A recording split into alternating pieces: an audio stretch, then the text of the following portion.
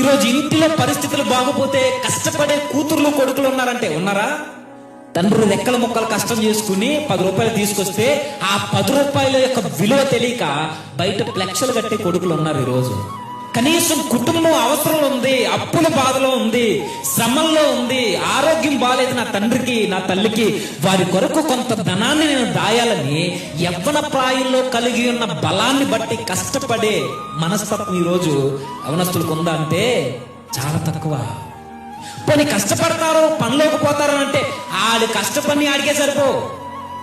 ఇంటికి రూపాయి ఇవ్వు, 500 కష్టపడతావు, 1000 కష్టపడతావు, ఇంటికి 100 రూపాయలు ఇవ్వు, కష్టపడే సుఖం. కానీ యెరొబాము చూడు, ఒక పక్క తన ఆరోగ్యాన్ని వ్యసనాల చేత పాడు చేసుకోకుండా యవ్వనస్తుడు ఎలా ఉండాలో అలా బలము కలిగి ఉండి తన ఆరోగ్యాన్ని కాపాడుకుంటూ కుటుంబ అవసరతలు ఎరిగిన వ్యక్తి, తన తల్లిదండ్రుల పట్ల గౌరవం కలిగిన వ్యక్తి, ఒకవేళ తండ్రి చనిపోతే తల్లులు పట్టించుకొని కొడుకులు బ్రతుకుతున్న ఆ కాలంలో నా తల్లి కొరకు నేను నిలబడాలని తన యవ్వన ప్రాయాన్ని పణంగా పెట్టి కష్టపడుతున్నాడట.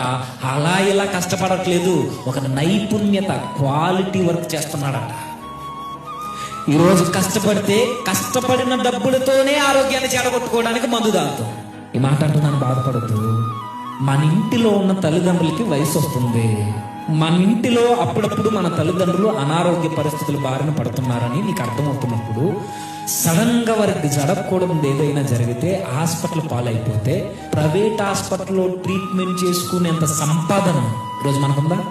ఆలోచించాలి. ఏమైనా వస్తుంది పెద్దలైనా సరే, నీ కుటుంబంలోని బిడ్డలకి జరగకూడదు ఏదైనా జరిగితే, మన తప్పు లేకపోయినా ఎదుటోడి పొరపాట్ల వల్ల యాక్సిడెంట్ జరగకూడదు జరిగితే, నీ అబ్బాయిని నువ్వు రక్షించుకోవడానికి, నీ కూతురును కాపాడుకోవడానికి ప్రైవేట్ హాస్పిటల్లో వెంటనే ట్రీట్మెంట్ చేయించుకునేంత ధనం సంపాదిస్తున్నావా? 1000 రూపాయలు కష్టపడి ఏం సుఖం? 500 తాగేస్తావు, 200 పక్కోడుకు పోయేస్తావు, 100 రూపాయలు ఏదేదో జలసా చేస్తావు, 200 తెచ్చి భార్యకి ఇచ్చి నేను ఇచ్చాను కదా అని వారం రోజులు పని మానేసి ఉంటావు. ఈ కుటుంబం ఎలా బాగుపడుద్ది?